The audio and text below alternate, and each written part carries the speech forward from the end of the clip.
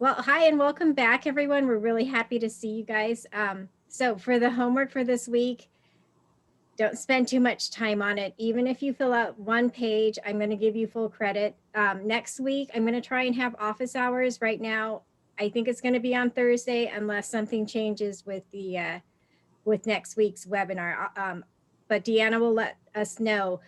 Just let me know if you can come to my set of office hours, and all I'm really going to do is just help you with the homework, both for this customer journey map as well as the economic model. These are the two assignments that everybody struggles with. So what I'm going to do is just walk you through it. But if you let me know ahead of time, if you're going to make it, I will try and find resources for your company so that it will be meaningful for you. And even if you can't make it, just email me your questions and I will address it there, and it'll be recorded and posted to Blackboard. Okay.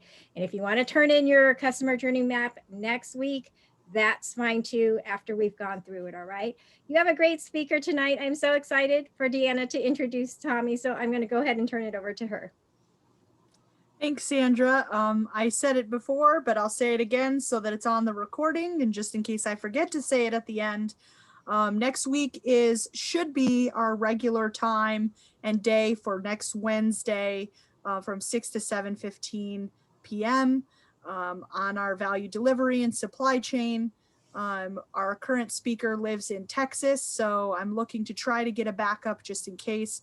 But I will make an announcement in Blackboard either way tomorrow so that you will know before you head into the weekend exactly what date and time to plan on for that. And if we end up having a backup speaker, I'll make sure I add that information of who that person is and all of that, just as I do for the other speakers. So that's for next week, which is week 5. Are we in week 5 this week? That'll be week 6. Oh man, wow, the time is flying when you're having fun. So, well, welcome everyone. I'm glad you could join us here for the live session, and you will not be disappointed.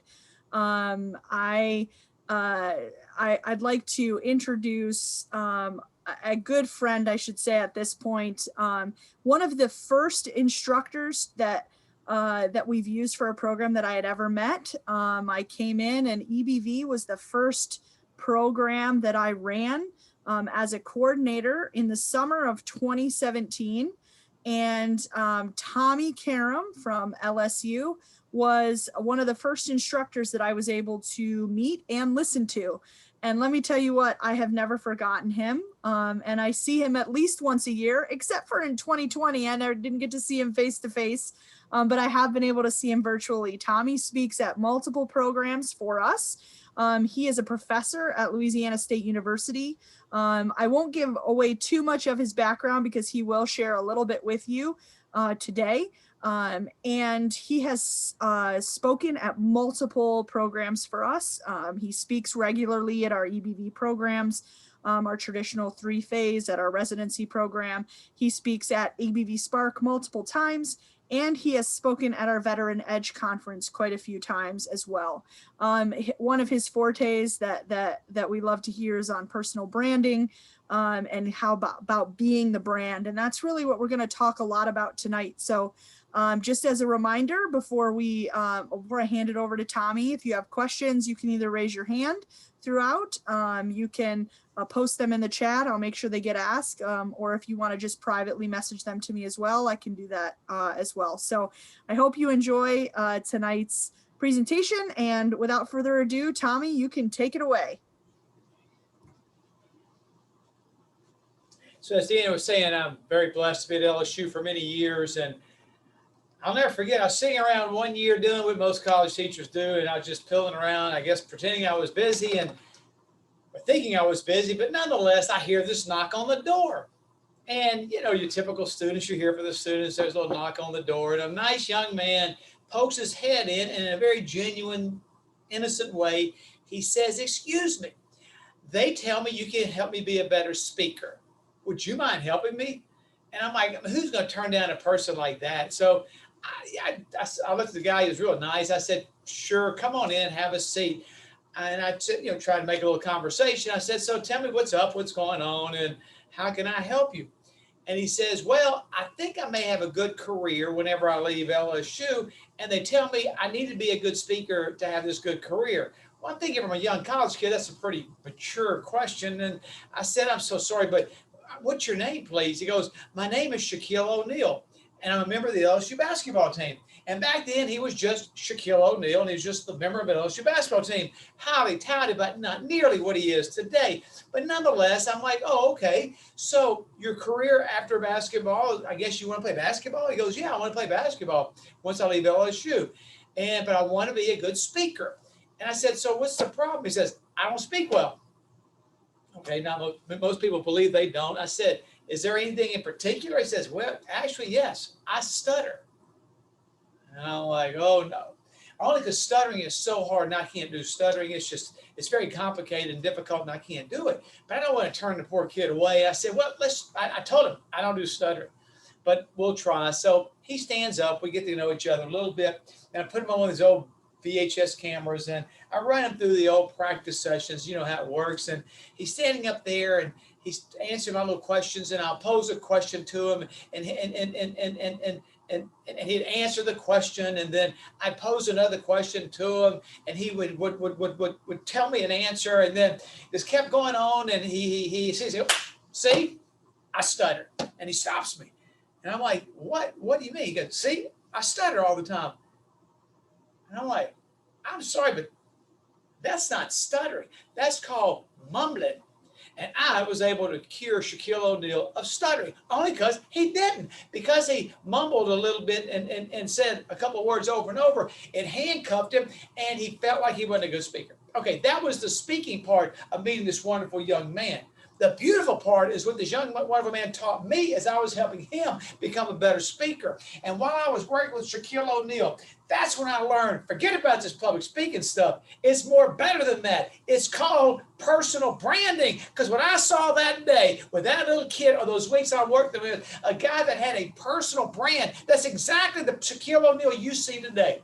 And I got a little videotape of him. Except he was slender back then, he was around 300 pounds. But he was a little kid, lanky, but he was just so likable. He had this personal brand that is exactly what you see today. And that's when professionally I switched. I switched from public speaking, even though we help people do that, to personal branding, which is what I'm here to tell you about or talk to you or share with you tonight.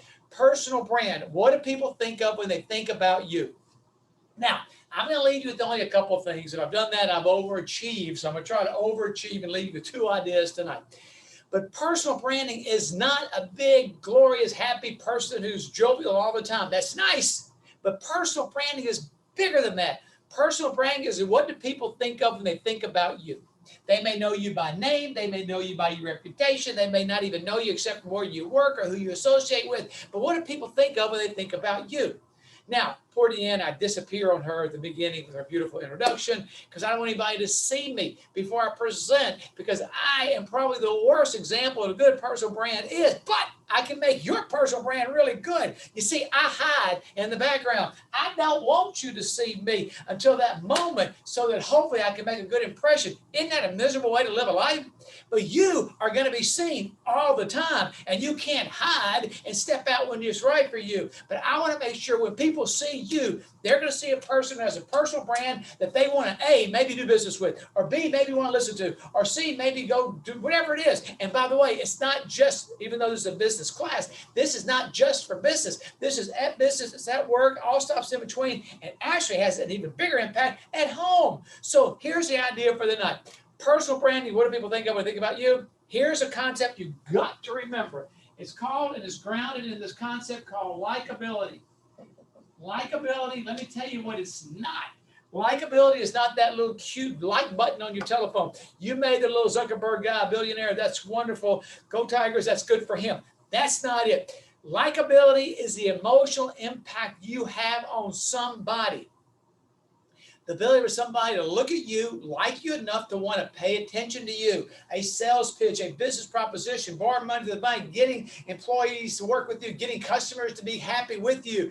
It's the emotional impact you have on somebody.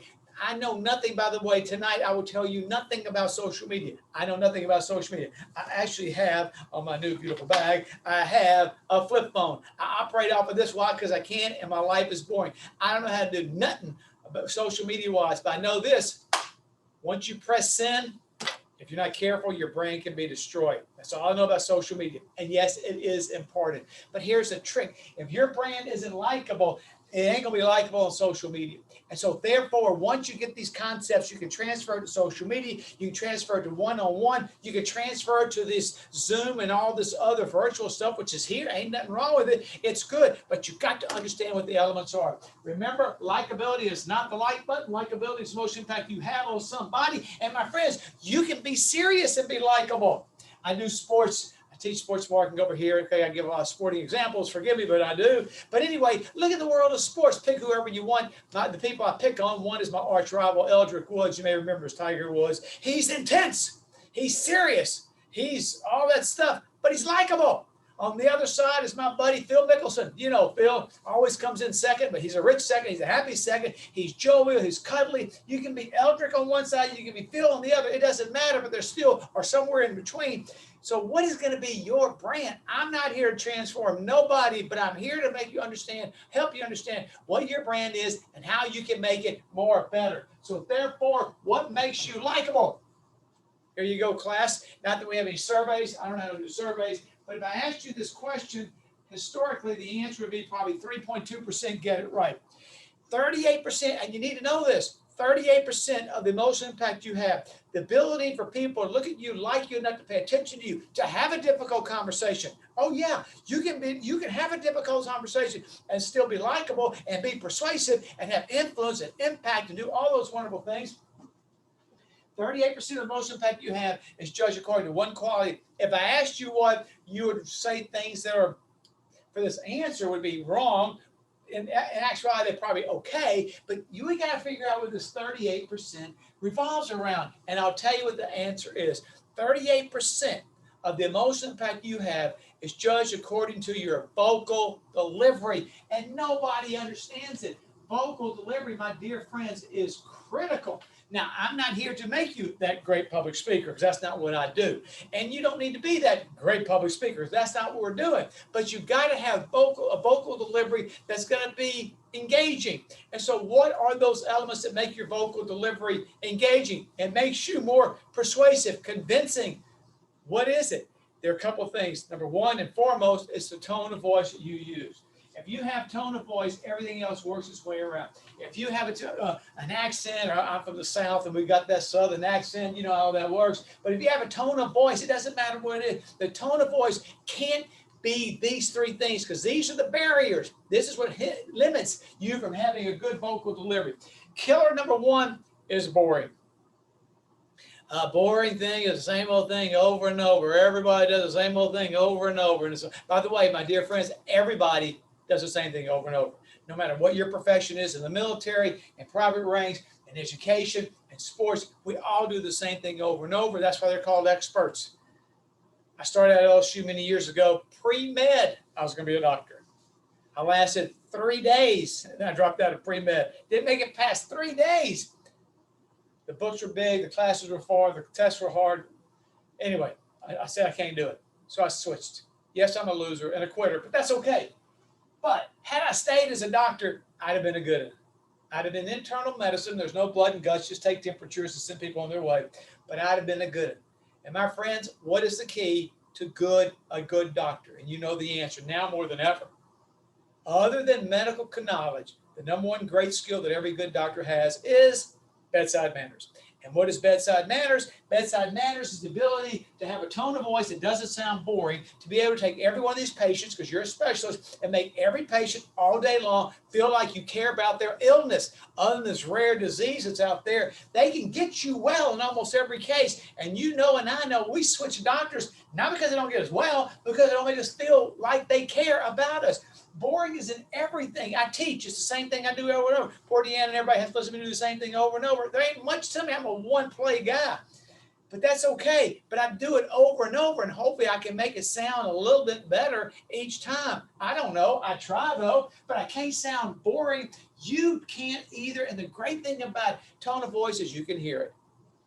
So just listen to yourself. And I'm okay with talking to yourself too, but listen to yourself and make it sound interesting. I always pick, just because I picked down south, Chick-fil-A is like the rage. Everybody's Chick-fil-A. Chick-fil-A nuts over here. In a blind taste test, I'm more cheaper. I like McDonald's. And a blind taste test, McDonald's ain't that much worse than Chick-fil-A. Yet Chick-fil-A, it doubles the profits of McDonald's. And there's two words they use. I'm convinced this helps, not automatically, but helps. You feel special at Chick-fil-A because they say what two words every time? My pleasure. And they say it like they really care. I don't think they do, but it doesn't really matter. When you're in that line for an hour over here, even for an hour, and everybody's happy because they go, my pleasure. And every time, I'm sorry, elementary, yes, but my pleasure needs to be what's coming out every time you speak, that tone that sounds like you're interested. The second is whiny. We don't have a lot of time. I'm on a short, it's a short night for y'all, and I don't want to bore you, but I'm going to say this. If you whine, people get worn out by you. If you have that whining voice, you know the ones who kind of whine all the time, not everything, but just whine a little bit and all gloomy all the time. Well, you might not be that way, but the voice might be that way. But if you can hear it, you can tweak it. A couple of years ago at a beautiful wedding, I was insulted by somebody who told me, crushed me because I'm sensitive, I'm thin-skinned, I can't take criticism, but nonetheless, they told me, I said, how can I help with this lovely party I'm giving for my niece who's getting married? And the lady said, quit your whining.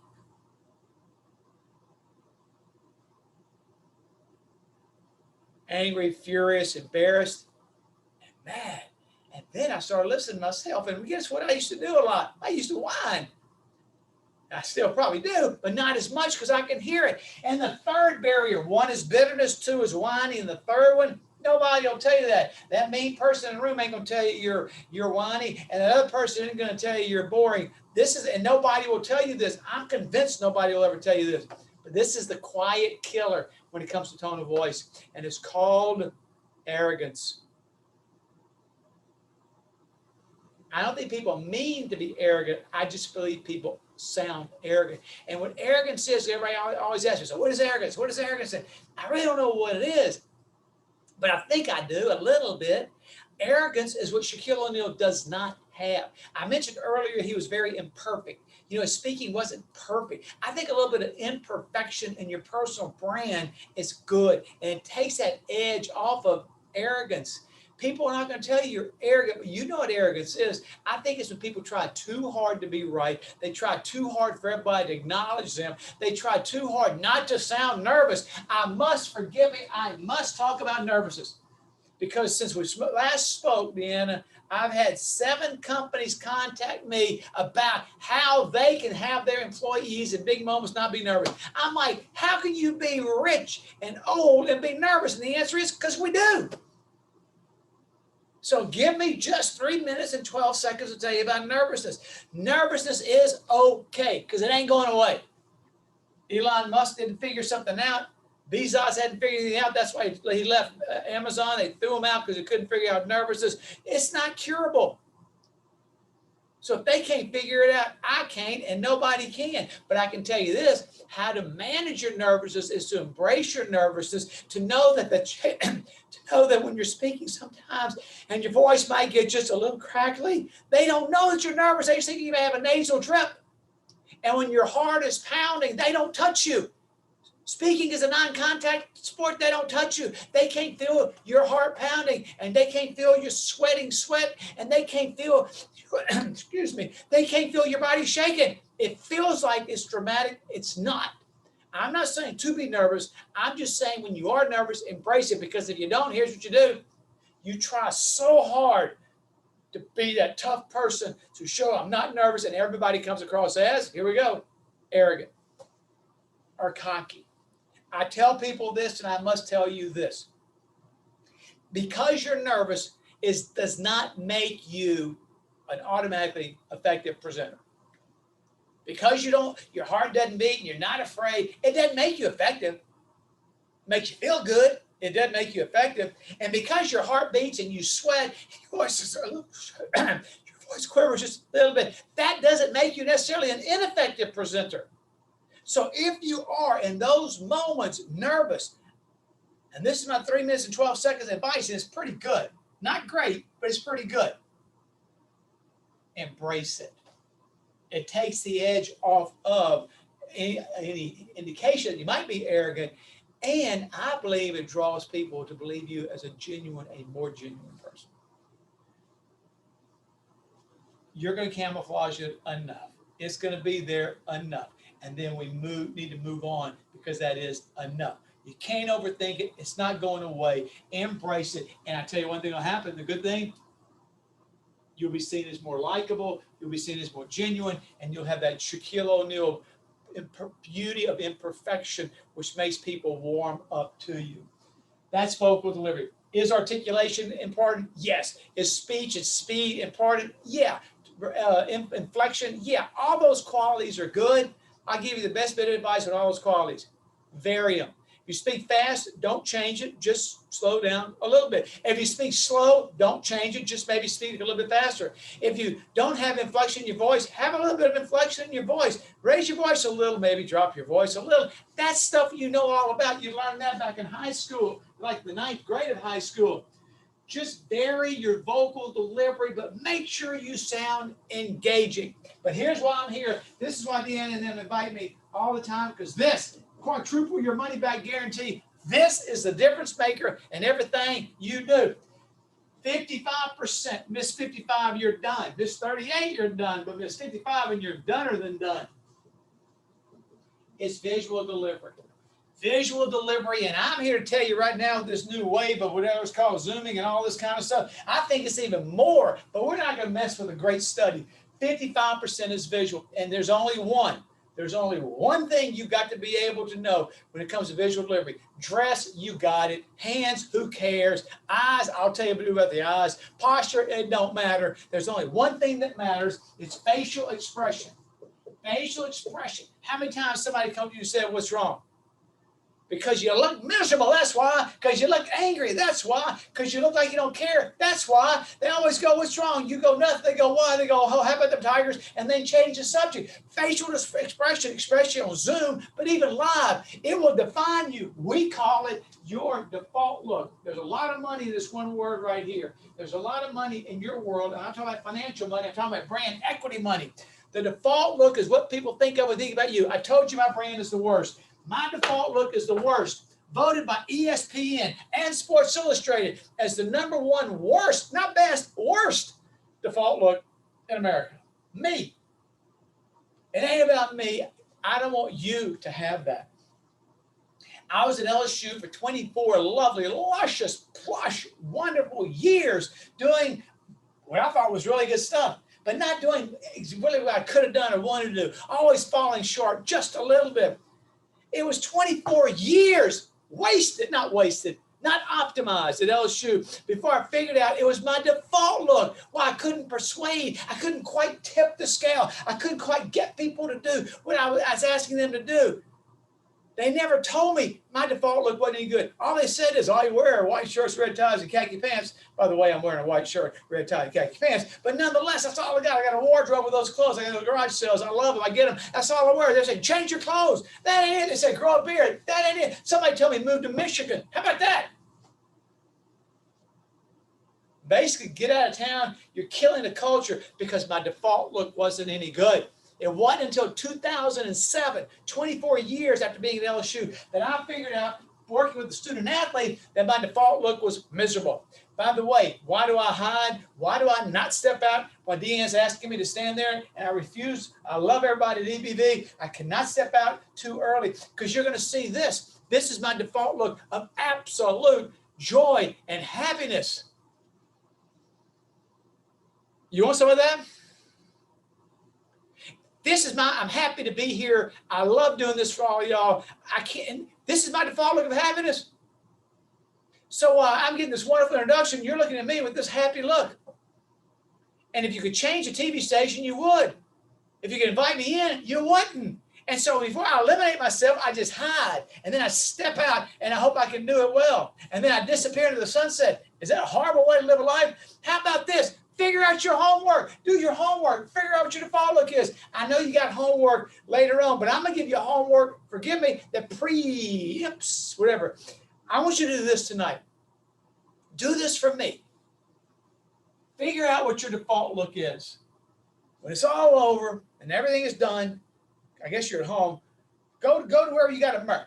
I want you to find out tonight what is your default look. If I was at Syracuse with you, we'd step out in the hallway over there and we'd fix it like a minute and 12 seconds. And I can do everybody just like that. But you got to do it yourself. So here's how it works. When it's all over, you tell whoever's in your house, love you, got homework, excuse me just a second. You go to the room that has a mirror. You walk into that room. You stand, let's just pretend this is the mirror. You stand, don't look in the mirror yet. Strike your default look, the look you're giving me right now while you're listening. Then turn and look in the mirror. If you flinch, you got a problem. I'm not saying to smile, a cheesy smile. That's not it. I'm saying you got to change that muscle right here.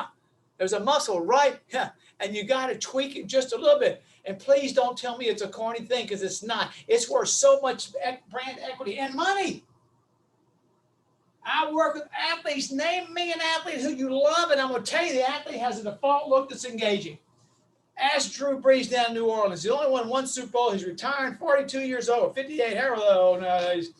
He won one Super Bowl, but he's loved. He's $25 million, and he's only won one Super Bowl. That's a year, by the way. But he's got a default look. When he comes out of the tunnel, that's engaging. When he's in the huddle, that's engaging. When he's on the sideline, that's engaging. He has a look when he throws an interception, when he throws a completion, when he hands the ball off. My friends, you are Drew or Drew at Brees. They see you before you're speaking. And you've got to be able to know what that default look is. Drew Brees understands this. Drew Brees understands vocal delivery. He's asked the same boring questions every year by 18 reporters in an hour session. And every reporter feels like they were the most brilliant reporter of the day. That's good. He then knows that the camera never blinks. People see you, not the Zoom camera, that's one, but the human eye. They see you, and they can make these judgments of you, my friends, in 1/24th of a second, up to 15 seconds. Without hearing a word you say, you're creating this thing called the thin slice.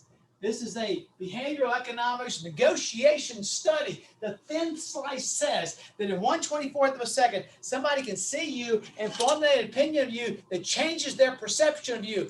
This is 1/24th of a second. This is 1/24th of a second. This is 1/24th of a second. Just like that, your brand can be altered. Fortunately, my good friend Leonard Fournette has reemerged. Leonard Fournette, if you don't know who he was a running back. We had, I think, his second vote getter for the MVP of the Super Bowl. Leonard was at LSU. Leonard was a good kid. Leonard came to LSU as one of the most talented running backs of our generation. Leonard Fournette was a freshman, mature, nice, gracious. He was everything, but it all changed in 1/24th of a second. And you know when? During his freshman year, he did what everybody wants to do. He ran for a touchdown in Tiger Stadium. What can go wrong running for a touchdown? He ran for a touchdown in Tiger Stadium in September, and he posed for the Heisman Trophy. That is 1/24th of a second. The Heisman pose is 1/24th of a second. And in 1/24th of a second, that good, wonderful, nice, humble, believe it or not, gentle guy was branded arrogant, cocky, brash. That's how fast 1/24th of a second can destroy your brand. They can see you. Roll your eyes. Don't ever do it. And the person who sees you roll your eyes, you're done. They're done with you. You got to be careful. No, it's not a flashy smile, but it's a default look. That's why you got to figure out that little muscle right here. I was working with Ricky Francois, who was the defensive MVP of the 2007 LSU National Championship team. Ricky Francois was a defensive player who didn't even start the whole season because he didn't play the whole season. He only played the last 2 games. And he was the MVP. It was all over. A guy nobody had heard about. Our coach said, "Will you work with this guy and get him ready for the press?"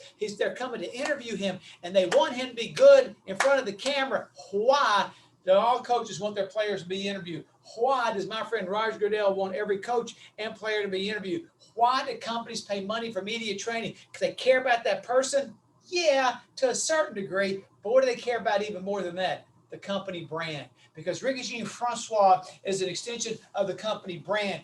You are an extension of your company's brand, or the company you're going to work for is brand. That's why they do media training. And they said, "Will you work with this guy?" And I said, "Yes, I will. It's what I do." He never came to work with me. I waited around for a whole week. No Ricky Francois. And I knew Sports Illustrated and ESPN were coming. So I go see my friends in football. I go friends in football. I'm looking for Ricky Jean Francois. Your coach wants me to work with him. They go, he's going to meet you on Saturday.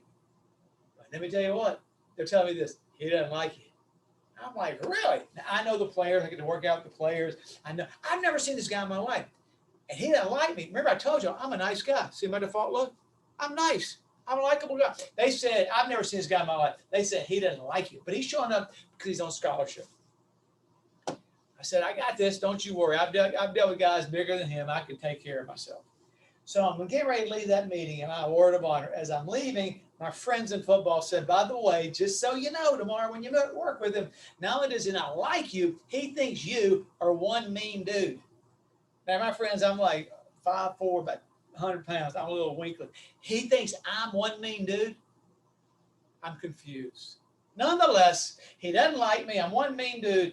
Tomorrow, which will be Saturday, I'm supposed to work with it. It's going to be a disaster, but I'm going to try. Anyway, a long story short, I meet him. The first thing I do when I meet him, I kick the door open and I smile as he walks in the room. He won't shake my hand. See, he's already seen me somewhere and he don't like me. Wouldn't shake my hand. How rude. And then we say 38%. Tell somebody no. What? Come on, please. Hurry up. They'll hate you forever. And you don't even know what you did wrong. So Ricky Jean Francois is walking in after he won't shake my hand, trying to make conversation. I walk through the building, and I have this one little throwaway line. I say something like, look, I know you don't want to be here. And in 2 words, I'm getting a little mad at this little kid. I said, I know you don't want to be here. And he goes, you're right. Now, Ricky Jean Francois is 6'3", 298 pounds of muscle wrapped in anger, wrapped in misery, wrapped in muscle. He thinks I am one mean dude. And he says, and you're right. I can't beat him up. And if I could, that's not what we're there for. We're there to have, we talk about negotiations, a difficult conversation.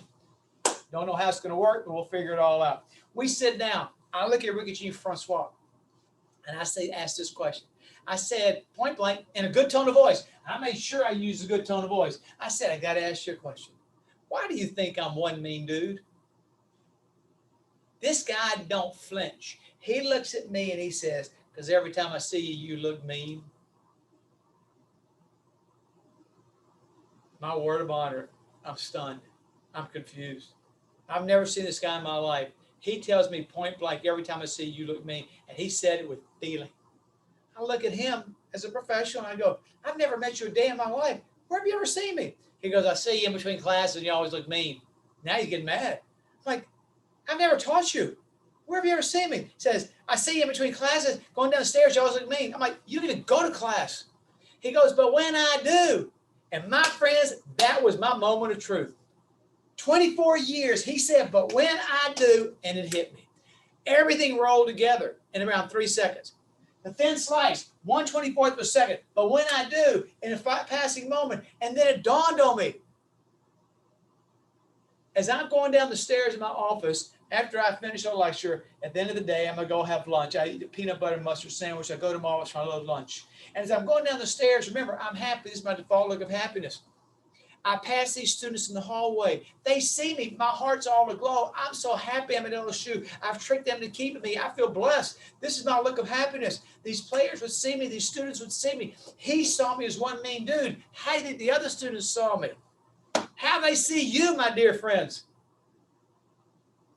It's easy to walk in a room, shake their hand, and smile. Everybody can do that. It's easy when they say, lights, action, rolling. But you got to know, no, you don't go down the stairs. You don't do your work with a big cheesy smile. But you can't have a miserable default look because that's how people see you. And 1/24th of a second, your brand can be destroyed. I looked at Ricky Jean Francois.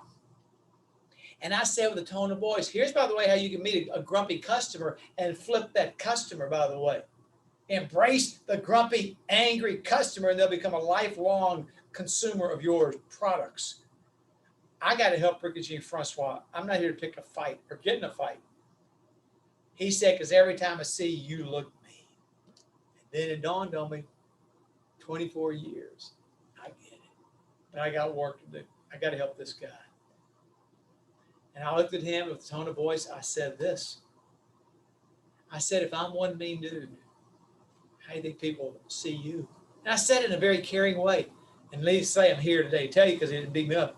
I said in a very careful, if I'm one mean dude, how do you think people see you? And in one word or two words, it flipped. I went from not liking the guy to loving the guy. I said, he said, when I see you, you look mean. And I said, if I'm one mean dude, I'm telling him this, how do you think people see you?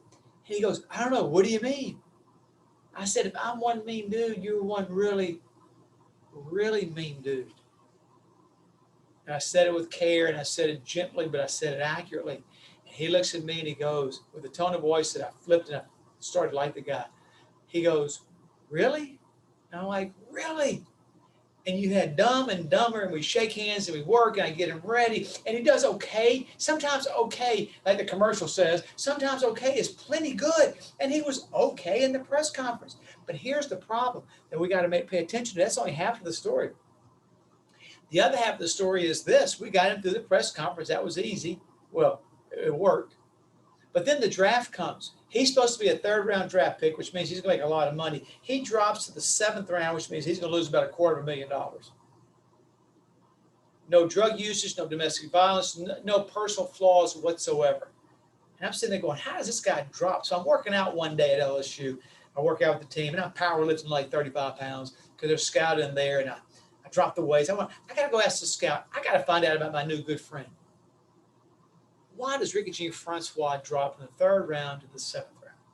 And the scout said this, which I think we all need to understand. He goes, he was a mystery player. We couldn't figure him out. On record, he had all the statistics, all the physical attributes, no mistakes. He's a good guy. But, as my cousin Benny says, but we asked around the department.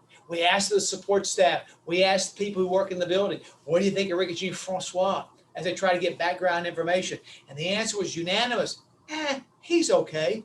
Everybody, he's okay. My friends, what is that code for? It's code for, I may find somebody else of equal talent. You see, there's a study at Ivy League schools called warmth versus competency. Warmth, which I would call likability, versus competency. Warmth gets you in the door. Warmth gets people to pay attention to you. Then they listen to the content you have. You have to have a warmth about you. I'm not saying be cuddly and all that, but cuddly enough to where you're warm, where you're likable, where people want to be around you. Ricky Jean Francois didn't have that, and it cost him. But he learned something. My best friend is Eric Martin, who you don't know, who's an All-American wide receiver at LSU, and an All-American, All-Pro, and a Hall of Famer for the New Orleans Saints. I met him at LSU as a freshman. Eric is my best friend. Eric's best friend is a guy named Michael Jordan, the great basketball player. So my best friend's best friend is Michael Jordan, which makes Michael Jordan my best friend 3 people removed. Now, I don't know Michael Jordan, but my best friend knows Michael Jordan. And I've been around my best friend who hangs around Michael Jordan. And I've studied Michael Jordan. I know Michael Jordan. I've observed Michael Jordan. You've seen the documentary on Michael Jordan. I've done been in Michael Jordan's office only observing him. I don't know Michael. I know y'all as much as I know Michael, but I've watched Michael. And I've studied Michael. And you're no different than Michael. Michael has this mantra that the camera never blinks. People are looking at Michael all the time. And that's why I became a hero to everybody, because, yeah, he's intense. And yes, he's ferocious. But, yes, he cares about his brand. He's nearing the $1 billion mark, and he don't even play basketball anymore because the brand is still so good. The Jumpman brand that y'all wear all the time, he still gets 10% of every product sold because he's protected the brand. You are no different. A little bit, but not much. You got to know people look, people watching that 1/24th of a second. I learned that from Ricky Jean Francois, but I burnt 24 years, and you don't need to burn 24 more minutes. You got to figure this out, tweak your default look. It's not cheesy. It makes a difference, and it's going to hurt my hand when I hit that board, but it's going to make your brand a whole lot more effective in everything you're going to do. By the way, Ricky Jean Francois, come to find out, is the 4th biggest franchise owner in the NFL. Ricky Jean Francois owns 31 Dunkin' franchises, making him the 4th biggest franchise holder in the NFL. And no superstar quarterback even comes close to holding as many franchises as that one guy did. So whenever he does deal with banks, and he does deal with business partners, he does deal with customers, he knows how to tweak the brand just a little bit. None of y'all need to change your brand. You just need to tweak it just a little bit. And then lastly, as the clock is ticking and I'm wearing out my invitation to speak to y'all, I don't put on here, anywhere on here, I don't put anything about eye contact. But let me tell you, the hardest thing about this personal branding thing is eye contact. Because here's the problem with eye contact. With eye contact, I understand the eye contact piece, but the danger is we overreact to what we see. You're supposed to look around the room. You're supposed to look at everybody. But here's the deal. If they don't look engaging, meaning if they have a default look that's not likable, you all of a sudden look angry. If they sit there and they look like this, you all of a sudden look like they don't care. Then your tone of voice dips and your default look becomes angry because they roll their eyes, they look in their briefcase, or they look at their phone, or they do all this kind of stuff. They roll their eyes, they yawn. Because they aren't just goo-goo over you, we so human beings, should I say, we all of a sudden, we flip. I'm here to tell you the hardest thing to do. Look in the mirror and a little bit and figure out your default look, that's easy. Learning not to overreact to the default look of the person who's on Zoom, not paying attention to you, or across the table, not listening to you, who's rolling their eyes. My advice to you is this: don't overreact to what you see. Do not overreact to what you see. Pretty please, as we say down south, pretty please, don't overreact to what you see. If they look miserable, maybe they are, but I'm going to argue maybe they're not. And here's the other side. If they look giddy and goo-goo and in love and fascinated with you, I bet they're not. They're just being nice. I'm all for nice and I'm all for polite. But because they look enamored don't mean they are. My experience has taught me, if we had about an hour, I would tell you the greatest hour story about this. The person who looks miserable, that's probably the look they've always had, when in fact in their mind, they're buying into what you're saying. But we've been taught, not the best way, I don't think, that you'll have eye contact, stay engaging, don't let these people walk in late. If I said they walk in late, make them put their heads up, tell them not to look at their telephone. I'm here to tell you, let them look at their phone, let them spin around the chair, let them look miserable. Don't let that change how you sound and how you look as you're making your sales presentation. You're talking to the banker, you're talking to a friend, or you're at home talking to somebody at home. It's hard. Everything else I told you, it's important, but it's easy.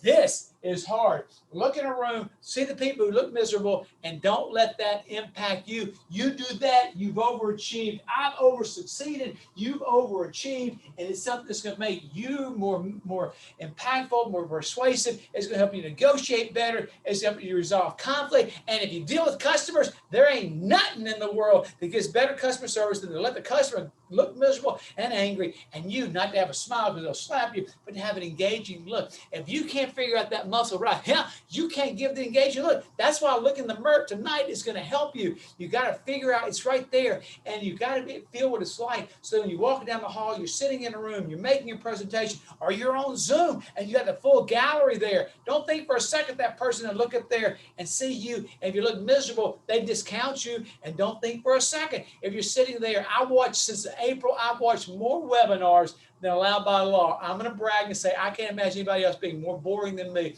who watches webinars. And I'm telling you, only a handful of the hundreds, multiple hundreds of webinars I've seen from companies and big schools all over, rarely do they do it right. The people in the room, the cameras are all cocky, and all you see are fans over the head. There's not one camera that's eye level. The people sit there, they're miserable, they're rolling around, the camera's up to their neck. I'm here to say, when you're sitting in a Zoom room, you got to back up, you got to practice this, you got to have a place. That camera needs to be, you talk about social distancing, you better be 8 feet away from the computer. It's got to see you from chest up. So you're sitting there, and that camera's got to be eye level. They can't see a fan. They can't see a light. They got to see you. You tilt the camera. You sit there. You tweak your default look. And I'm here to tell you, without even saying a word, you can leave a lasting impression on that person who's in that Zoom meeting. And then when you step away from Zoom and you go live, it's the same thing.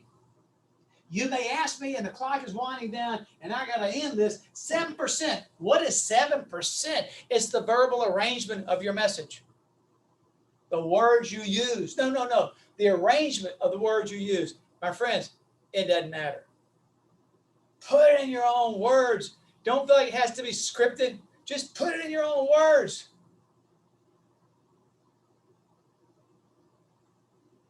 I'm trying to think, should I do it? Should I or should I not tell you this story? But I think I should, or I will, or I should. Yeah, go I ahead. get a call. Should I, Deanna?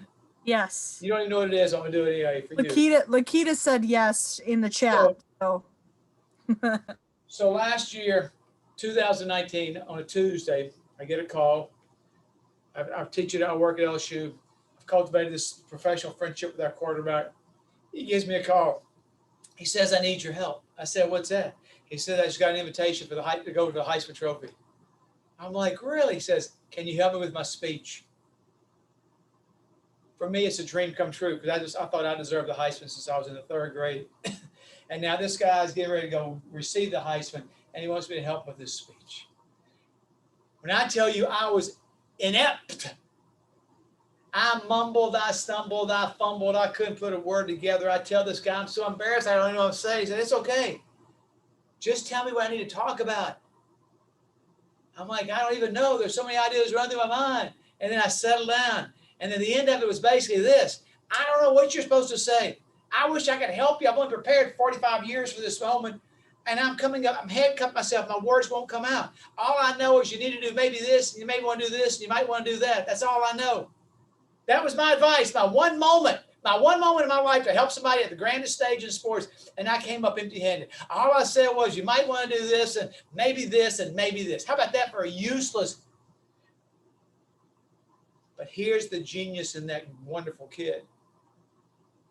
And you heard his speech, which is now arguably one of the greatest Heisman speech ever. It was 101% Joe Burrow and not 1% Tommy Karam. Everything I said didn't make sense to him. He scrapped it. And when he stood up there, it ain't pretty what he said. It's just the most powerful speech in sports history or in Heisman Trophy history. Because the emotion was real. The shaky voice was genuine. The way he moved through it and said it was so unstructured. Remember, only 7% is the structure and the beauty. He didn't have it, and I wasn't able to help him. But what he did is he replaced all my mumblings with his brilliant mind, and he knew what to say in the 3 golden moments. And each moment he delivered at that moment with the emotion of the night, and the tears running down his eyes, and the sweat building up all over him, and with a brain that's beautiful and a heart that's gentle. And whatever he said, it left this indelible impact on the audience. I don't mean to sound melodramatic, but that's what your presentations, that's what your telephone conversations, that's what your interviews with bankers, that's what your interviews with customers, your meetings, that's the way you're supposed to speak. You're supposed to have an idea in your mind, and you're supposed to respond to the moment, and you're supposed to remember that imperfection is beautiful. And it's persuasive. And you've got to have a tone of voice that can crack. Not that you need to be crying, but it can crack, but it can sound genuine. And you have to have a default look. And you got to know what that default look is. And you got to be able to tweak that default look no matter what the conditions and what the pressure is. And then you leave a lasting impression. And that's what he did. And that's what you need to do. And that's what I hope I've been able to do by telling you about why personal branding is important and why you have to maintain, here's the only boring academic term, brand consistency. So when they see you walking down the hall, they see you in your car, they see you wherever, that's got to be the same brand they see when they're sitting across the table with me having a good conversation or talking business. It's the same when they got to see you across the table from a restaurant. That's brand consistency, and you've got to be able to maintain it. Don't burn 24 years like I burned. I didn't burn it. I just didn't optimize it. It's not your clothes. You dress good enough. You don't need to move to Michigan or Montana. That's useless, at least if you live in the South. You don't have to run and hide behind a camera like I do. You look in the mirror tonight. You figure out what that default look is. There's a muscle right here. You tweak it, and you can grade yourself in the morning. If that muscle is sore, you found the golden sweet spot of personal branding success. If not, try it again tomorrow and see the difference that little tweak does to your ability to persuade, to influence, to negotiate, and to make lasting impressions on other people. Thank you, Tommy. I appreciate you sharing that with us. We do have some questions that we'd like to ask you with the last couple of minutes of our session, if that's all right. Yeah, so we got a couple of people. So I think we got Erica has a question for you. I also have a couple of questions that I want to make sure we do get to failure and recovery. But we're gonna let Erica go first. Erica, go ahead and unmute. Ask your question. Hey, thank you. Based off of this presentation, plus the video we had to watch for our homework with respect to marketing, how would you advise somebody, being that most people are better in person in delivering their personal brand in person and showing empathy in person, that we navigate the COVID environment where we are just mostly Zoom and not in person and still convey to the same extent our empathy, our personal brand, and be as effective? As I mentioned, I've been watching videos, webinars for a lot of reasons. And one reason is to be able to put yourself in a position where you're more likely to be able to convey what you just said. I think when this is over, after you do your default look in the mirror, if you back up, if I'm going to use you as an example for the class, if you were to back up your camera to where you'd be basically at chest high or belly button high, whatever that is, yeah. And if you find a position on Zoom where you're standing somewhere with a backdrop that's not a closet or a piece of furniture, it's okay right now. She's a good sport. Okay. And if you back up to where you have a backdrop, I came all the way to business school to be able to be behind this board right here. Okay, this is just me, just because it's the only place I like to teach. You've got to find that place. You've got to stand. They've got to see you from waist up, because whenever you're here, there's nothing wrong, but they can't see this empathy. They can't see that genuineness. They can't see, and you can see a little bit more like this. They don't need to see you.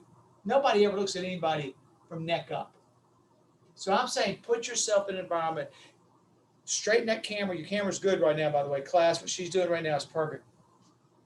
And then if you stand up, the beauty is you can then talk to them. I believe that that's the best we can do on Zoom visually. Also, the other piece that needs a little bit of extension on my part is this piece on tone. Whenever you're talking to somebody on Zoom and you have this distance,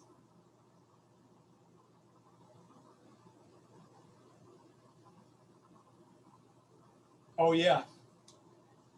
If you have the right default look, silence, a pause becomes legendary and memorable.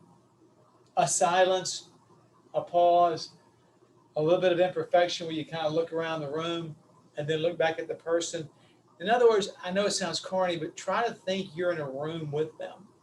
And if you're in a room with them, the last thing you want to do is be neck up. You want to be able to put yourself and let them see you thinking, let them see you engaging. And I think that delivers a very nice message. I just read today, as I'm looking all over the country, I think it's at Kellogg and Northwestern, somebody just did a study. I haven't read it, I just saw the headline. I'm a big headline guy. Talking about, if done well, that virtual teaching can leave an indelible imprint on students. That's exactly what you just said. How do you do it? I haven't read the report, but in my world of having watched many, many, many presentations, meetings, business meetings, webinars, those who can do what I'm asking you to do, I think it gets close to accomplishing what you can accomplish. So try that, you, Erica, and everybody else. Try finding a, look, I'm in Baton Rouge, not that far. I come all the way here for this little boring board. This is in academics, because I can't find anything else. Bookshelves don't work for me. The house, I don't think I find the right setting. That's bad. I'm not saying you got to find an office, but find a place, have a backdrop that's not distracting, and learn to stand. Yeah, you got to find the old boxes. You got to stack the boxes. I'm doing this as our football coach right now. I've shuffled the whole football facility trying to find the right stage for our football coach, who I just think is a fantastic person. But he hasn't been presented as a fantastic person because of they have it. And I finally, after a whole season, I finally have it rigged where he's now going to stand for every press conference. And you're going to see him from chest up for every press conference. And he's going to become the face of LSU like he was in 2019 when Joe Burrow looked at him and said, and that man needs a lifelong contract. for what he's done at LSU. So you, Erica, and everybody else. Erica, just look at the difference when you back the camera up. Now stand and class, you'll accomplish what Erica has just asked to accomplish.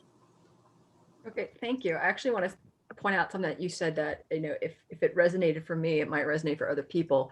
The ability to have that moment and be personal with somebody. I think I wasn't having the connection where I think Zoom, I'm like, okay, this is a business thing. There's a distance there, but I'm in a long distance relationship and we video all the time. And like, we watch TV shows together and you can have that personal connection. I just wasn't thinking, I can translate one from the other. Like it is possible. Yes. And in a business setting, treat it like a business setting. I'm not saying overdressed, but casual thing, a friendship thing, that's one thing. But in a business setting, not over the top, but you got to have I think that feel that this is serious to a certain degree. I think that's critical. And by the way, you speak very, very well. And what she said, class, is she was telling me about what's happening. You saw how it just didn't flow perfectly. It just flowed so well. It's that kind of speaking you want to be able to do on Zoom or in person. Thank you. That's great. Thank you. Tommy, I'd like to focus a little bit on, failure and recovery and how that can separate us from the competition. We've touched on it here and there throughout our other live sessions, but what are some good tips? Obviously we know we're not going to make every customer satisfied. So, when that doesn't happen, how should we respond? What Dan's talking about, failure and recovery, my friends, y'all probably know this, but a quick backdrop. Some customer service, sometimes it just fails. It wasn't good. People are missing flights right now because of the weather. The food is terrible. It gets delivered. So it's called service failure. Well, the research and your experience will teach you that companies need to, or we need to have a recovery system in place. Meaning, if a customer is angry or the service, they don't always have to be angry. You got to be smart enough to know the service wasn't good. So if you're just waiting for an outburst, you're not going to always get it right. The outburst is when the red flag flies and you rush that person, you try to settle them down. That is one form of failure. But the other form of failure is knowing that what you were supposed to have delivered really wasn't delivered to the standards you wanted. And even though they didn't yell and scream, you still have to recover. The recovery piece is taking these two things right here, vocal delivery and visual delivery, walking up to that person who you know is furious or at least disappointed, and with a genuine tone of voice, letting them know, listen, and we're sorry. They didn't work. They're sorry that the food was bad, the service was bad, the product is flawed. Can we do something about it? Or maybe, you ready for this? Maybe we can't do anything about it, but would you please accept our apology? And you've got to look it and you've got to sound it. They, in turn, are going to sound angry. They, in turn, are going to sound tart. They, in turn, are going to look mad. Let them. But let them hear you offer this apology. And the apology is not in financial reimbursement. The studies show that. If you can, that's easy, but you don't have to. I think what Deanna maybe alluded to is, makes me think at least, is Delta Airline several years ago was their stock prices were tumbling. That's always the red light for companies, because customers were going somewhere else, stocks were tumbling. They spent $2 billion on customer service training.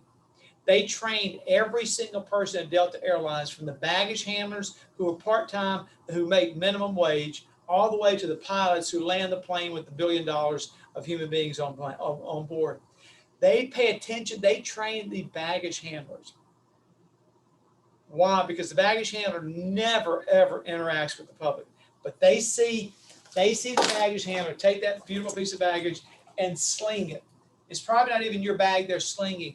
But in slinging that bag, they're seeing their bag and they're going, they hate Delta Airlines because they're throwing. So they now taught them how to toss bags to where it looks like they care, or however it works. They taught the people at the gate, how do you take tickets when you got 80 people and all of a sudden you got a snowstorm and you got a delay. How do you encounter, this is all failure, by the way, how do you encounter the person who missed their flight and you can't get them on board, or their luggage is on one flight and they're getting ready to go on another flight? And what they found was this: just to be able to admit you made the mistake and to let the other person do whatever they're going to do, as bad as it may be, within reason, and then to listen to them and to have a look. That is all recovery, Deanna. All the way to, and you watch this when you get on a plane, every pilot and every now they say, sit outside the door, and they go, good day, good day, good day. And they don't do it well. The pilots probably do it worse than anybody else. But at least they landed you. But they want to know every touch point along the way. You've got to be able to touch those customers, because some of them may have had a bad experience and you didn't know about it. Others did have a bad experience, and if so, if the alarm sounds, you've got to have somebody, and I would argue it's everybody on this Zoom call.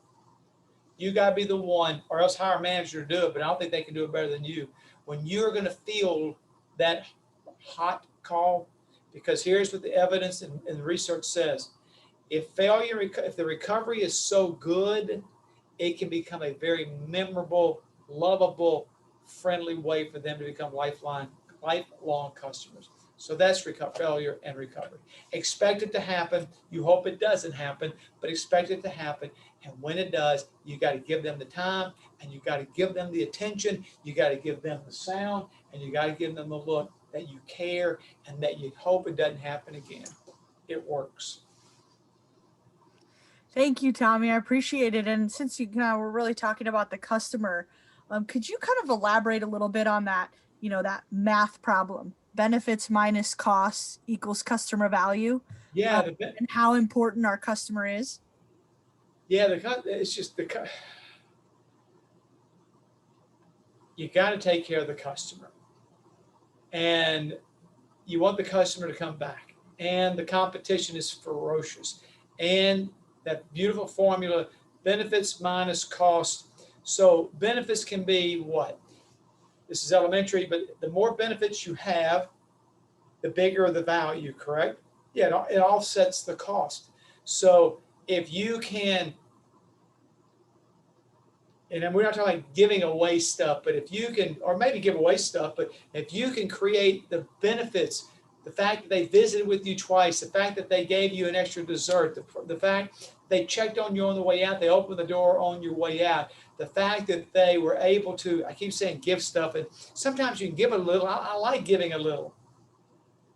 Or the fact that you visited with somebody at the table who nobody ever talks to. The fact, try this at home one day. I'm rambling with your answer, by the way, because I can't really put my hands on a good example. But when you can offer them more than just the product, in the way of attention, in the way of a visit, and Michael Jordan's was about the benefit. We were talking about Michael Jordan has this thing called the two-touch rule. He would always touch everybody twice. What's the benefit of meeting Michael Jordan? You're going to remember Michael Jordan. You remember the fact that he winked at you, he pointed at you, he nodded at you, he made you feel special. I think those are the benefits you create, and everybody has their own style. I think a thank you note is a benefit nobody ever gets.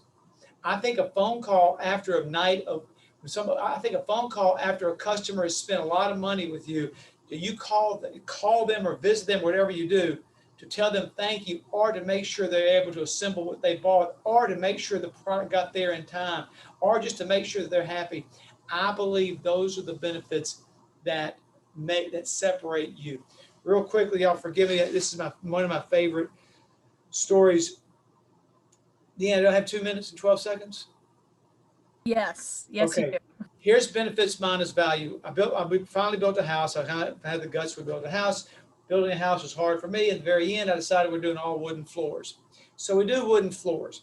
Wooden floors, the real deal wooden floors, we're committed to that. It's 20% more than regular floors, I was told. I find the best floor layer in Baton Rouge, Miss Rose, they call her. Miss Rose agrees to do my floors. And she says, now, unfortunately, I'm a little expensive. I said, I know, Miss Rose, but they tell me you're it.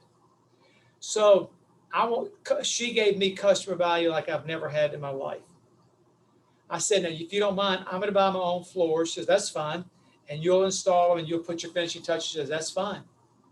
So I go to a friend who sells me wooden floors. I'm out of town when the floors are delivered. The floors are pine and they're flawed. The first 3 pieces of board are beautiful. Every other board is rotten. It's got holes in it. It's a shoddy batch of wooden floors, and I got 3,000 square feet of wooden floors. Now, y'all don't know me, but Miss Rose calls and says, your floors are flawed. Your friend sold you flawed floors. Okay, forgive me. I'm worthless and weak, and I'm a wimp. I said, it's okay. Just put them in anyway. She goes, I'm not putting them in. I said, Miss Rose, I cannot call my friend and tell him he sold me bad floors. I said, yes, you can. I said, ma'am, I can't do it. Just put the floors in. I'll buy carpet and rugs, and I'll cover up the floors. She says, I'm not doing that. You call that friend of yours and tell him he didn't do it on purpose, but he sold you bad floors to come pick them up, which is like 3 hours away, and bring you some wooden floors. I said, Miss Rose, I can't do it. I just can't do it. I can't call this guy and do it. I said, okay, everybody in this room can do it. I can't do it. You know what she told me? You stay in San Antonio with your family and your children for this little church thing you're all at. I'll call him. Give me his number. This lady made me give him the number. She called this guy. This guy came to my house. He picked up all the floors. He exchanged them with good floors. And by the time I got back 3 days later, the floors were laid perfectly and they're getting ready to stain it. It cost her 1 phone call to say what I would never have done. Come pick up my faulty floors and give me new floors. The benefit of doing business with Miss Rose was the fact that not only were the floors beautiful, not only did she stay with us to pick out the color, not only did we get the right color that my wife loves, and it's the perfect color, before even all that, she stepped in and handled the call that I was afraid to make. She called the guy who she didn't even know, who provided me with flawed floors, and she made him replace it. 2008 is when I built the house. How many times do you think I still think about Miss Rose? A lot, because I look at those beautiful floors every day. And how much business have I given Miss Rose?